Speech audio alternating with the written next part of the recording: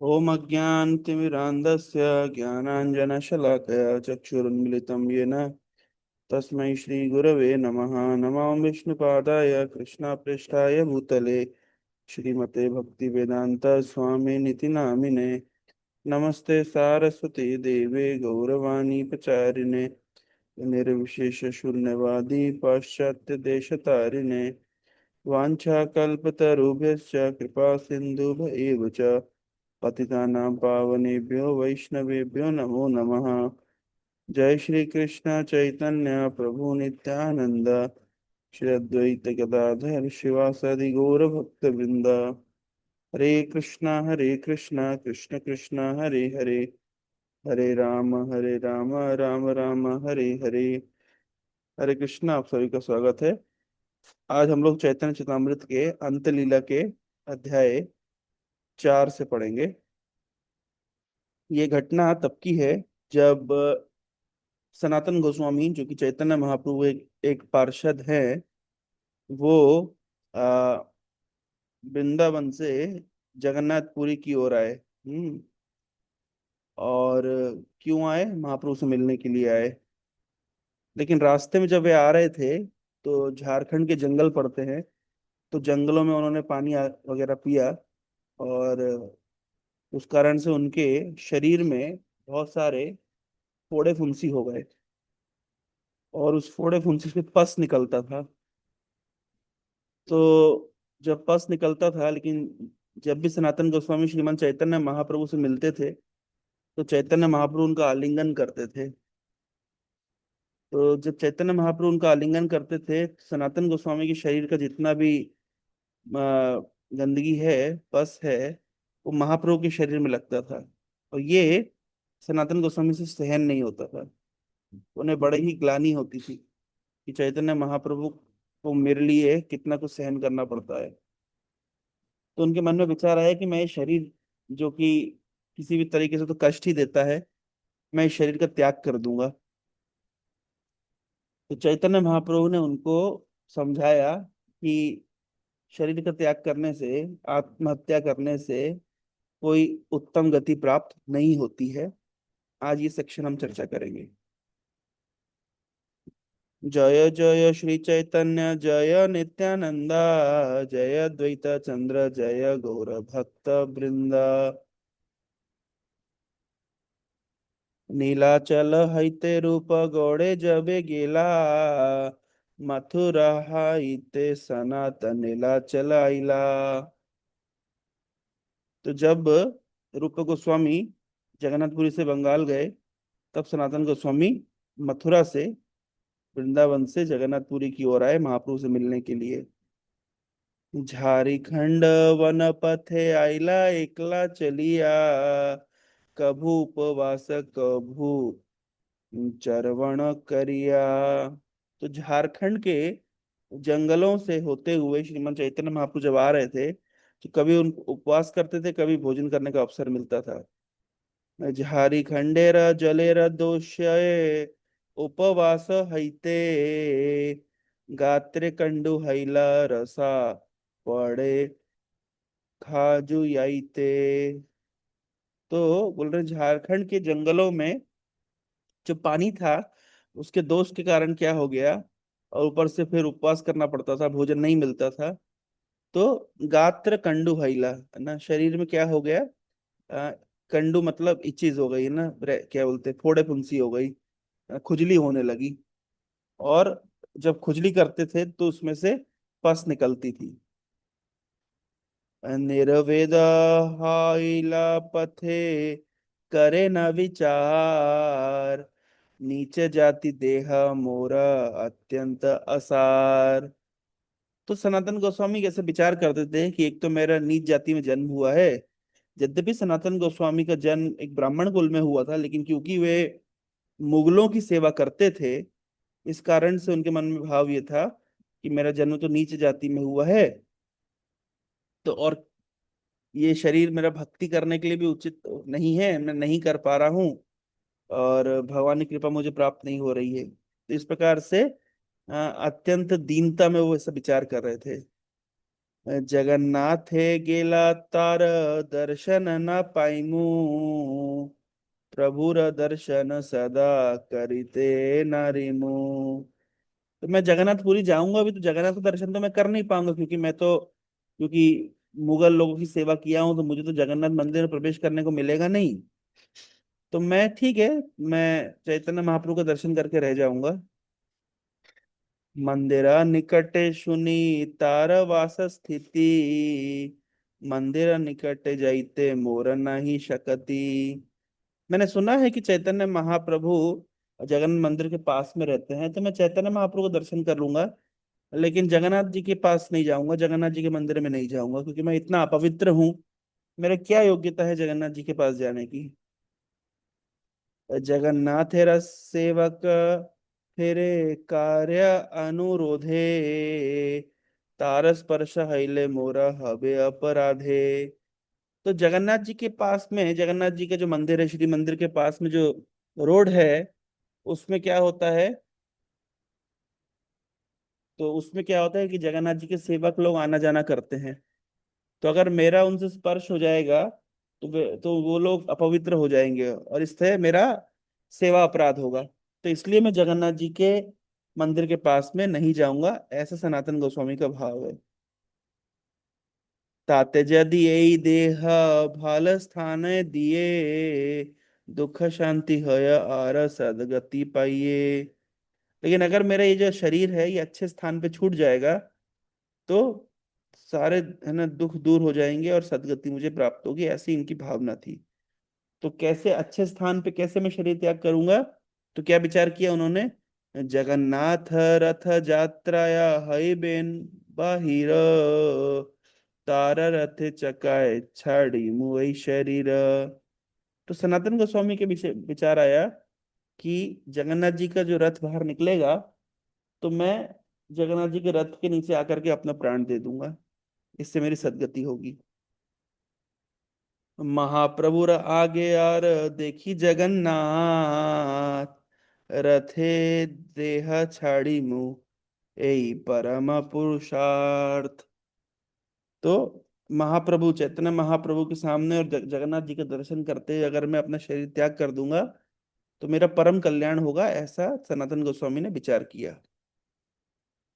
यही तो निश्चय करी नीला चले आइला, लोके पूछी हरिदास स्थाने उतरिला। तो ये मन में निश्चय करके सनातन गोस्वामी नीलाचल धाम में आए, जगन्नाथपुरी में आए, और उन्होंने पता किया कि हरिदास ठाकुर कहाँ रहते हैं, ताकि वे हरिदास ठाकुर के पास भी जाके रह सकें। क्योंकि हरिदास ठाकुर एक मुसलमान कुल में उनका जन्म हुआ था, तो वे भी जगन्नाथपुरी के मंदिर में प्रवेश नहीं करते थे। तो सनातन गोस्वामी ने विचार किया, क्यों ना मैं हरिदास ठाकुर के संग में रहूं, और जब रथ यात्रा आएगी तब मैं जगन्नाथ जी का दर्शन करते हुए चैतन्य महाप्रभु के पास में, और मैं रथ के नीचे आकर के अपने शरीर को त्याग कर दूंगा। हरिदासेर कैला तेहा चरण बंदना, जानी हरिदास तारे कैला आलिंगना। तो जाकर के सनातन गोस्वामी ने हरिदास ठाकुर के चरणों में वंदना करी, प्रणाम किया, और जब हरिदास ने जाना कि सनातन गोस्वामी आए हैं, तो उनका आलिंगन किया। महाप्रभुर देखी ते तारा उत्कंठित मन, हरिदास कहे प्रभु आसीबेन एक खाना। तो चैतन्य महाप्रभु को देखने की उत्कंठा हुई सनातन गोस्वामी को। तो हरिदास ठाकुर ने कहा कि महाप्रभु यहाँ पे हर दिन आते हैं, बहुत जल्द ही आएंगे। तो चैतन्य महाप्रभु का नियम क्या था कि दोपहर में वे हरिदास ठाकुर के पास आया करते थे नियमित रूप से, और जगन्नाथ जी का महाप्रसाद लेकर के आते थे और हरिदास ठाकुर को प्रदान करते थे। हे नकाले प्रभु उपल भोग देखिया, हरिदास मिलित आइला भक्त गण लैया। उपल भोग मतलब दोपहर को जो भोग लगता है, यहाँ पे मॉर्निंग रिफ्रेशमेंट लिखा है। हाँ, मॉर्निंग रिफ्रेशमेंट जब भगवान को भोग लगता है, उसके बाद में लेट मॉर्निंग लगभग 10-11 बजे, उसके बाद में चैतन्य महाप्रभु हरिदास ठाकुर को देखने के लिए आते थे, और अकेले नहीं आते थे, बहुत सारे भक्तों के साथ आते थे। प्रभु देखी दूहे पड़े दंडवत हैया, प्रभुर आलिंगिला हरिदासेर उठैया। तो आ, चैतन्य महाप्रभु को देख करके दोनों ने, हरिदास ठाकुर ने, सनातन गोस्वामी ने दंडवत प्रणाम किया। और चैतन्य महाप्रभु ने, है ना, दोनों का आलिंगन किया। हरिदास ठाकुर को उठाया, उनका आलिंगन किया। तब हरिदास ठाकुर कहते हैं, हरिदास कहे सनातन करे नमस्कार, सनातन देखी प्रभु हैला चमत्कार। तो हरिदास ठाकुर ने कहा कि महाप्रभु, सनातन गोस्वामी भी आपको प्रणाम कर रहे हैं। तो सनातन को देख करके चैतन्य को बड़ा आश्चर्य हुआ, अरे सनातन तुम कब आए? सनातन आलिंगिते प्रभु आगु होइला, पाछे भागे सनातन कहिते लागिला। तो क्योंकि सनातन गोस्वामी के शरीर से पस निकलती थी, तो चैतन्य महाप्रभु तो चैतन्य सनातन गोस्वामी का आलिंगन करना चाहते थे, लेकिन सनातन पीछे पीछे भाग रहे थे, आ नहीं रहे थे। और क्या बोले सनातन गोस्वामी, मोर न छुइया प्रभु पड़ो तुम्हारो पाए, एक नीच जाति अधम आर कंडू रस गाय। तो महाप्रभु, मैं आपसे आपके चरणों में पड़ के निवेदन करता हूँ कि आप कृपया करके मेरा स्पर्श मत करिए। क्यों? एक तो मैं नीच जाति का हूँ, अधम हूँ, और ऊपर से मेरे शरीर से पस निकल रही है, खुजली हो रही है, इन्फेक्शन है, वो आपके शरीर में लगेगा तो अच्छा नहीं रहेगा। तो बलात्कारे प्रभु तारे आलिंगन कैला, कंडू क्लेद महाप्रभुर श्री अंगे लागिला। लेकिन सनातन गोस्वामी की एक बात भी महाप्रभु ने नहीं सुनी, और बलपूर्वक सनातन गोस्वामी का आलिंगन किया। और सनातन गोस्वामी के शरीर में जितना कंडू क्लेद, मतलब जो पस निकल रही थी शरीर से, वो सब चैतन्य महाप्रभु के श्री अंग में लग गया। सब भक्त गणे प्रभु मिलिला सनातने, सनातन कैला सवार चरण बंदने। सब भक्त लोग मिलकर के महाप्रभु को प्रणाम कर, सनातन गो सब भक्तों से चैतन्य महाप्रभु सनातन गोस्वामी को मिलवाते हैं, और सनातन गोस्वामी सभी के चरणों की वंदना करते, सबको प्रणाम करते हैं। प्रभुर लैया वसिला पिंडार ऊपर भक्तगण, पिंडार तले वसिला हरिदास सनातन। तो एक पिंडी के ऊपर, एक स्टेज के ऊपर चैतन्य महाप्रभु सारे भक्त लोग बैठ गए, और नीचे कौन बैठा? सनातन गोस्वामी हरिदास। कुशल वार्ता महाप्रभु पूछे न सनातने, तेहा केहे न परम मंगल देखिनु चरणे। तो सनातन गोस्वामी से चैतन्य महाप्रभु ने कुशल क्षेम पूछा। सनातन गोस्वामी कहते हैं कि महाप्रभु, आपके चरणों को देख करके, मेरे चरणों का दर्शन करके मेरा सब कुछ मंगल ही हो रहा है। तो इस प्रकार से चैतन्य महाप्रभु ने पूछा कि सनातन, मथुरा वृंदावन में सब वैष्णव लोग कुशल हैं? तो सनातन गोस्वामी ने कहा कि आपकी कृपा से सब कुछ कुशल है। प्रभु कहे, यह रूप छिला 10 मास, यहाँ हईते गौड़े गेला आइला दिन 10। तो सनातन गोस्वामी से कहा कि रूप गोस्वामी, तुम्हारे छोटे भाई 10 महीने तक मेरे साथ यहाँ जगन्नाथपुरी में थे, और अभी 10 दिन पहले ही आ, बंगाल गए हैं। तो और उन्होंने ये भी बताया कि जो तुम्हारा छोटे भाई है अनुपम, उन्होंने अपना शरीर त्याग किया है। और आपका छोटा भाई अनुपम है, बहुत महान रघुनाथ जी का भक्त था। तो इस प्रकार से चैतन्य महाप्रभु ने सनातन गोस्वामी के सबसे छोटे भाई अनुपम, जिसका दूसरा नाम वल्लभ भी है, जो कि जीव गोस्वामी के पिता हैं, उनका बहुत गुणगान किया, उनकी राम भक्ति की बहुत सराहना करी। और ये भी कहा कि सनातन गोस्वामी आगे कहते हैं कि हे चैतन्य महाप्रभु, मैंने और रूप गोस्वामी ने मिल करके एक बार कहा अनुपम को कि देखो, हम लोग कृष्ण भक्ति करते, तुम राम भक्ति करते हो, तो तुम भी कृष्ण भक्ति के मार्ग में आ जाओ, हम सब मिलके कृष्ण भक्ति करेंगे। तो क्योंकि अनुपम छोटा भाई था, तो अपने बड़े भाइयों के आदेश को टाल तो नहीं सकता था, लेकिन उसने विचार किया किया किया, रात भर भगवान रघुनाथ से प्रार्थना करी, दूसरे दिन रोते रोते आया हमारे पास और कहा कि देखिए, मैंने अपना जो माथा है वो भगवान रघुनाथ के चरणों में बेच दिया है, कृपया करके मुझे भगवान रघुनाथ की भक्ति करने दीजिए। तब सनातन गोस्वामी कहते हैं कि यह है उत्तम भक्ति है, हम तो तुम्हारी केवल परीक्षा ले रहे थे कि तुम्हारी रघुनाथ जी के चरणों में कितनी भक्ति है। चैतन्य महाप्रभु कहते हैं, ऐसे ही मैंने एक बार मुरारी गुप्त की परीक्षा ली थी। उनको मैंने कहा था, क्यों तुम राम भक्ति करते हो, तुम कृष्ण भक्ति करो। तब मुरारी गुप्त ने यही कहा था कि महाप्रभु, मैंने अपना माथा भगवान रघुनाथ के चरणों में बेच दिया है, अब मैं उसको वापस नहीं ला सकता। तो जो राम लीला में हनुमान है, वो चैतन्य लीला में मुरारी गुप्त के रूप में प्रकट हुए। तो ये चर्चा संवाद चल रहा था। तो एक दिन की बात है कि चैतन्य महाप्रभु अनायास अचानक से, हाँ, सनातन गोस्वामी को कहने लगे। क्या कहने लगे? तो यहाँ से वर्णन मिलता है।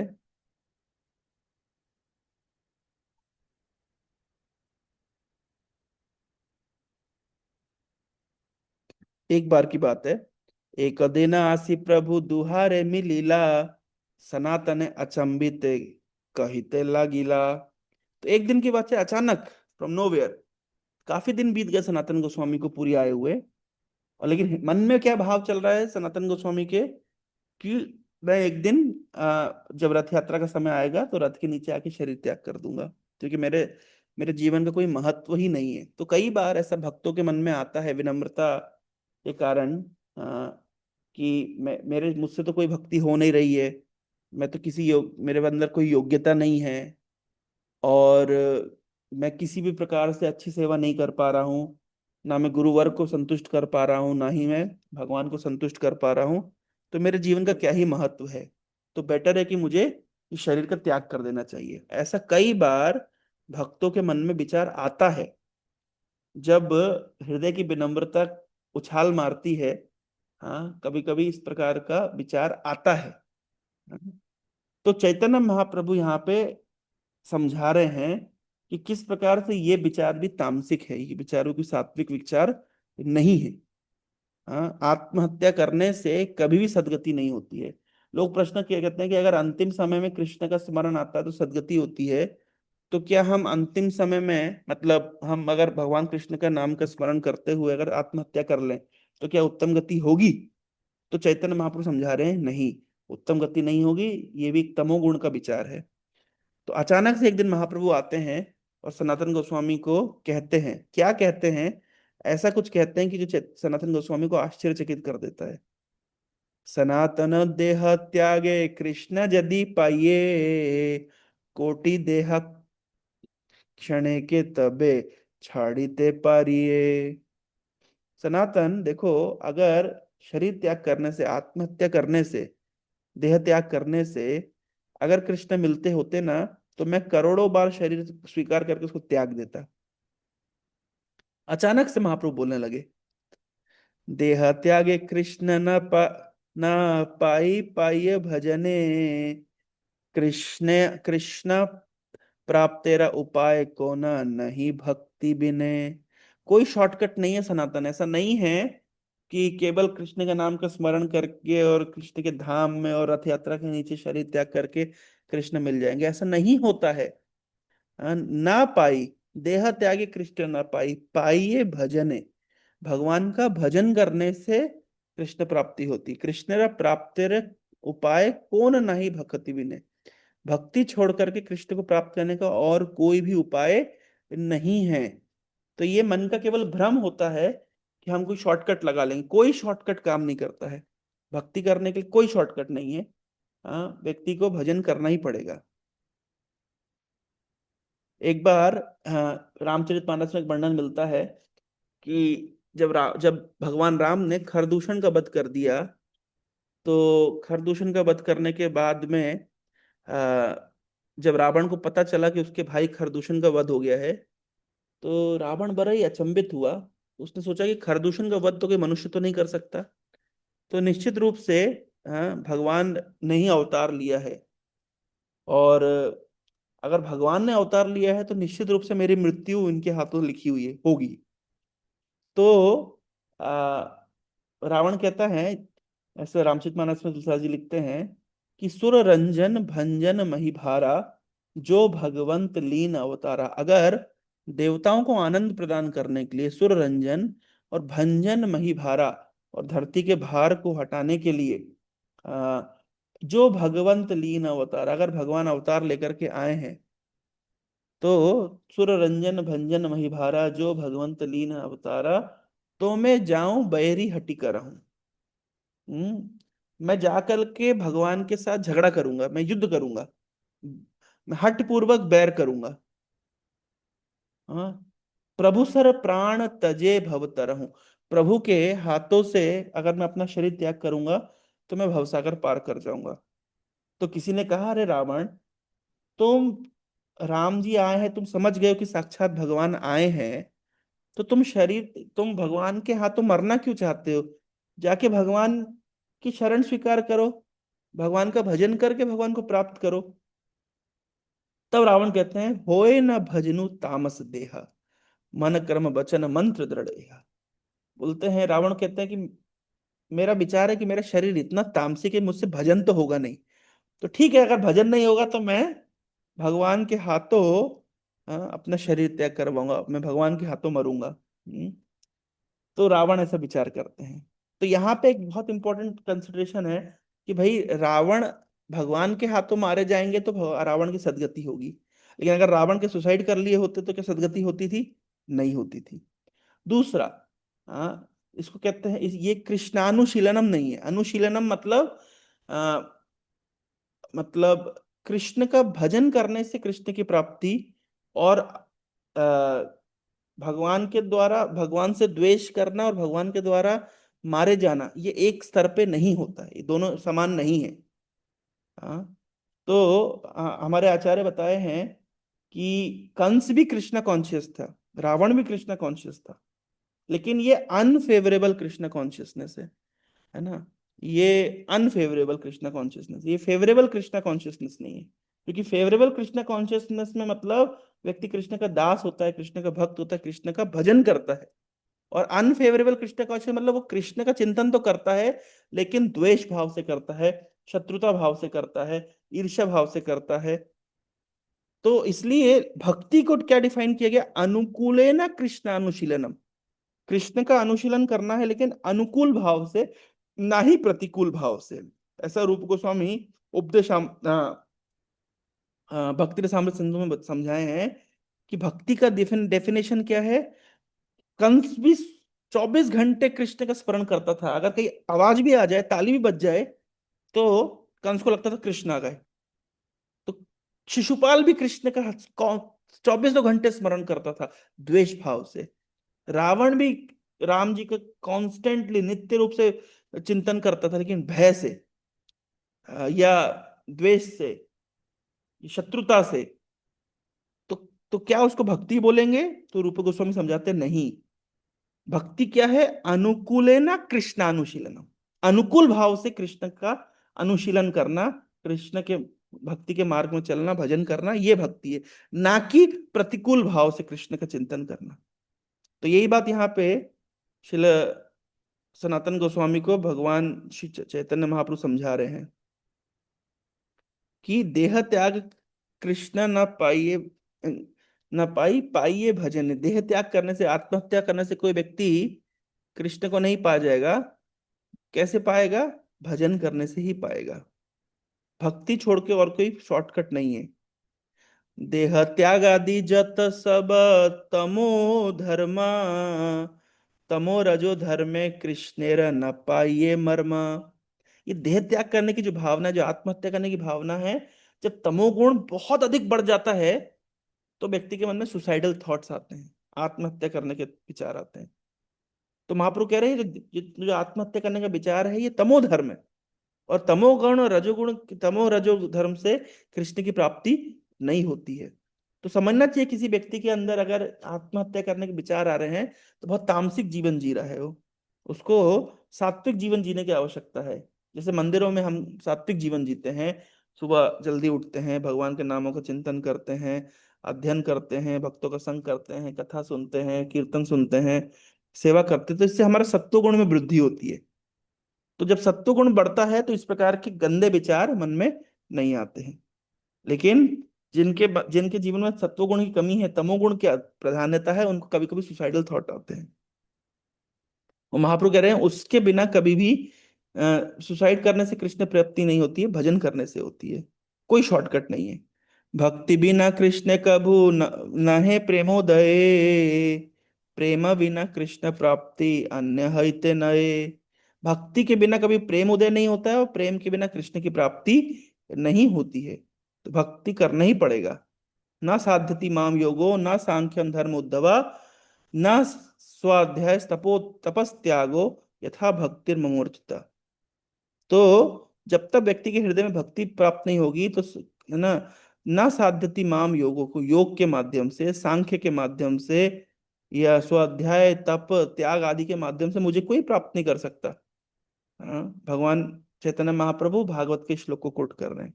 केवल भक्ति के द्वारा ही मुझे प्राप्त किया जा सकता है।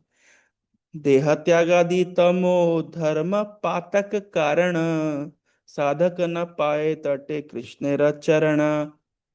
तो आत्महत्या करने से ये सब पातक कारण है, ये पाप का कारण है। इससे तमो ये तमो धर्म है, इससे उत्तम गति प्राप्त नहीं होती है, इससे अधोगति प्राप्त होती है।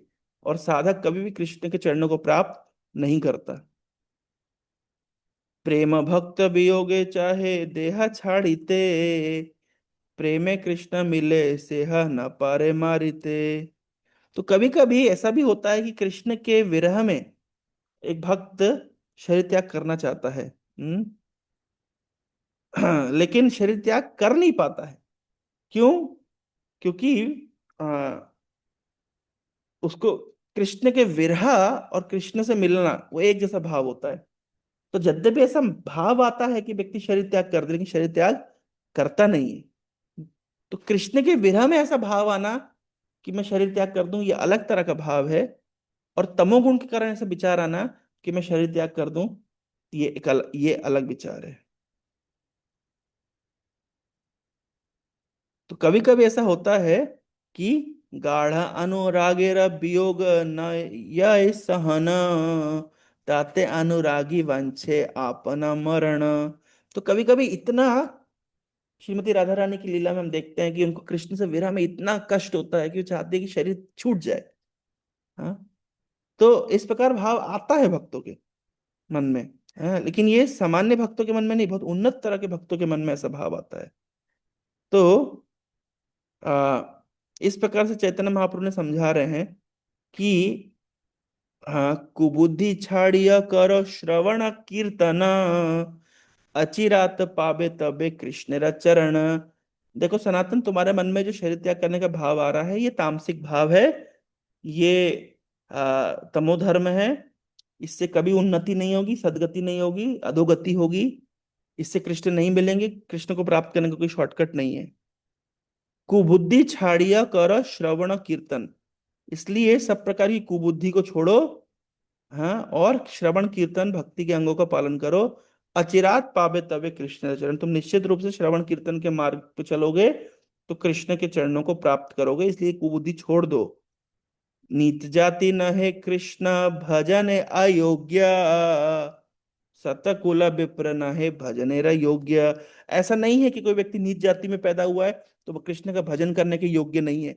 और ऐसा भी नहीं है कि कोई व्यक्ति बहुत उन्नत कुल में जन्म लिया है इसलिए वो कृष्ण भक्ति करने के लिए योग्य है। ऐसा कुछ भी नहीं है। हम्म हर व्यक्ति कृष्ण का भजन करने के लिए योग्य है। यही भजे से ही बड़ा अभक्त ही न छार, कृष्ण भजन नहीं जाति कुलादि विचार।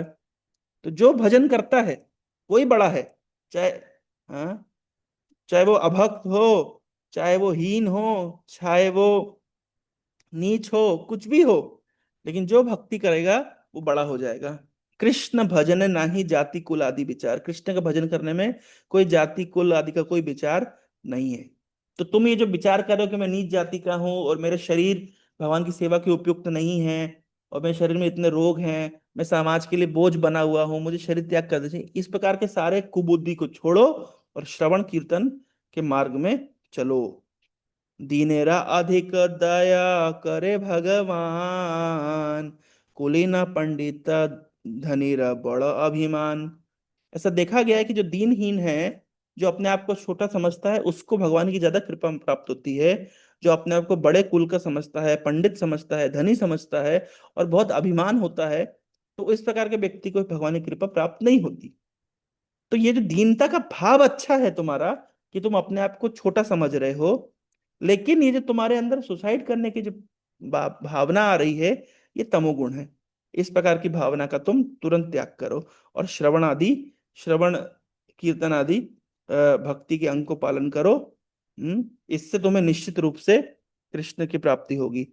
भजनेर मध्य श्रेष्ठ नवविध भक्ति, कृष्ण प्रेम कृष्ण दीते धरे महाशक्ति। तो सब प्रकार के 64 अंग है भक्ति के, उसमें से नवविधा भक्ति, श्रवणम कीर्तनम विष्णु स्मरणम पाद सेवनम अर्चनम वंदनम दास्यम सख्यम आत्म निवेदनम, ये जो 9 प्रकार की भक्ति बताई गई है, ये बहुत श्रेष्ठ भक्ति है। ये कृष्ण प्रेम देने की शक्ति रखता है। और इन्हीं सब नवविधा भक्ति के अंदर श्रेष्ठ क्या है? तार मध्य सर्वश्रेष्ठ नाम संकीर्तन, निरपराधे नाम लये पाए प्रेम धन। तो महाप्रभु कंक्लूजन दे रहे हैं कि सनातन को बुद्धि छोड़ दो, गलत विचार छोड़ दो, तुम श्रवण कीर्तन के मार्ग को अपनाओ। सभी प्रकार के भक्ति के अंगों में ये नवदा भक्ति श्रेष्ठ है, और नवदा भक्ति में भी नाम संकीर्तन सबसे श्रेष्ठ है। अगर तुम निरपराध भाव से नाम लोगे तो निश्चित रूप से प्रेम धन प्राप्त होगा। इसलिए सब प्रकार की कुबुद्धि छोड़ करके कुबुद्धि छोड़ करके कृष्ण का भजन करो। लास्ट श्लोक आज का चर्चा का। तसुनी सनातन एरा होइला चमत्कार, प्रभु रे न भाई मोरा मरण विचार। तो ये सुनकर सनातन गोस्वामी को बड़ा ही आश्चर्य हुआ, और समझ गए कि चैतन्य महाप्रभु मेरे हृदय की भाव को समझ गए, मेरे हृदय में क्या चल रहा था। और चैतन्य महाप्रभु को ये भाव पसंद नहीं आया कि मैं इस प्रकार से शरीर त्याग करूं। तो उन्होंने इस विचार को त्याग दिया, और चैतन्य महाप्रभु के आज्ञा अनुसार भजन के अंगों का पालन किया, श्रवण कीर्तन रूपी अंगों का पालन किया, और कृष्ण के चरणों को प्राप्त किया। हरे कृष्णा कृष्ण कृष्ण हरे हरे, हरे राम राम राम हरे हरे। शिल प्रभुपाद की जय।